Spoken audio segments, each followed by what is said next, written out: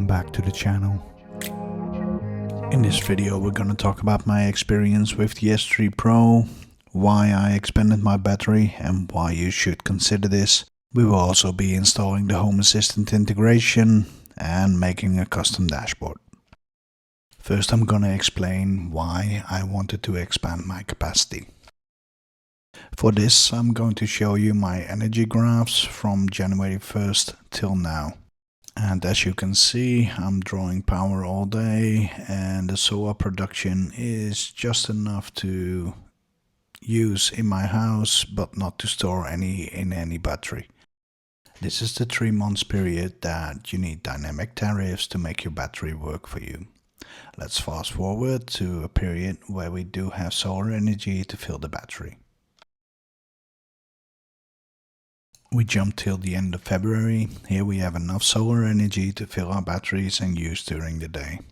Because I use a lot in the evening, I don't have gas, my capacity does not reach until the morning. So this is one signal why you should expand your battery. Another is that if you have enough capacity to reach until the morning but you have a bad day, you don't have enough for the next evening. And now you can see a day where I charged my car. If that happens and I didn't shut off my batteries, I do not have enough to even start the evening, and this ripples on and on.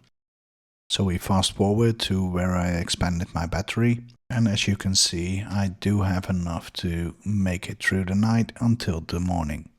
So the next question is, should we expand even more to not export back to the grid? And this is why you should install the Home Assistant integration to collect data and make an informed decision. Let's start by configuring MQTT, but we have some prerequisites. A running MQTT broker is required. Home Assistant's built-in MQTT integration must be configured to connect to this broker. And you need your broker's IP address, port number, username and password. Now let's go to the app and do our settings. Version 2 or higher of the Jackery app is required to make this work. In the app we go to the device, settings, MQTT. And here we fill in our host name, port number and username and password. Check enable and press submit. We can now move to Home Assistant, but keep your phone ready because we need the serial number and the token later on. In Home Assistant we go to HACS, and as instructed we're gonna add a repository. But when we want to add the repository, we see that the repository already exists in the store. So we cancel and just continue to the next step. Search for Jackery and click on the integration. Here you see the whole step by step, but since you're already watching this video, we press download. And again to confirm. After this we go to settings and we see that Home Assistant needs a restart. So let's do that.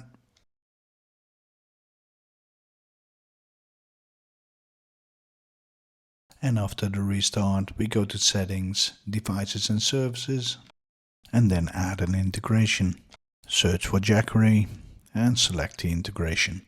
Here we fill in the serial number, the token. You can find this token on the MQTT settings page in the app. And I don't change the topic prefix and press submit. Then we can change the device name and select an area where it's at. I created Jackery. And after this all the entities are created and I can add it to my energy dashboard. We want to add it in the energy distribution, and to do that we go to Edit Dashboard.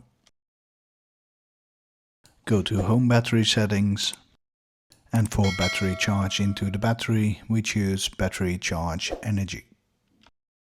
For energy discharge from the battery we choose Battery Discharge Energy. On screen you can see me choose the type of power measurements on standard. I later changed it to 2 sensors, battery discharge power calc and battery charge power calc. And now we get the important message that it takes time to show data. So if you don't see something immediately, just wait a day and you'll see the numbers appear. And to keep things nicely organized, I created a custom Jackery dashboard. Here you can see the current state of charge, and it's 75%. And next to that we find the current charge rate. And if it's not charging but discharging, you can find that here. And back to the left we find the Energy Power Flow Card Plus, a very powerful tool. And in the middle section some different sensors, the temperature, how many batteries you have, the max output power, and the sock charge and discharge limit. And on the right of that we have a button to turn the emergency power supply outlet on or off. An indicator if the firmware is up to date, and the sensors for the emergency power supply. Also some sensors to watch the attached PV panels, and an apex charge graph to give you some insights on when it's charging and discharging. And finally a graph that shows you insight on the state of charge. I'm still missing some things in this integration, like control of the battery and the individual state of the batteries, but Jackery is still working hard on this integration, and I hope these features will come soon. When we switch back to the energy dashboard, you can see the benefits of this integration. Because now it's not showing you you're not using energy, but it shows you you're using energy, but it's from the battery. And the same applies during the day. Instead of seeing nothing, you see that the battery is being charged. The only thing I encounter that I cannot solve with the S3 Pro is sometimes I have spikes in my usage.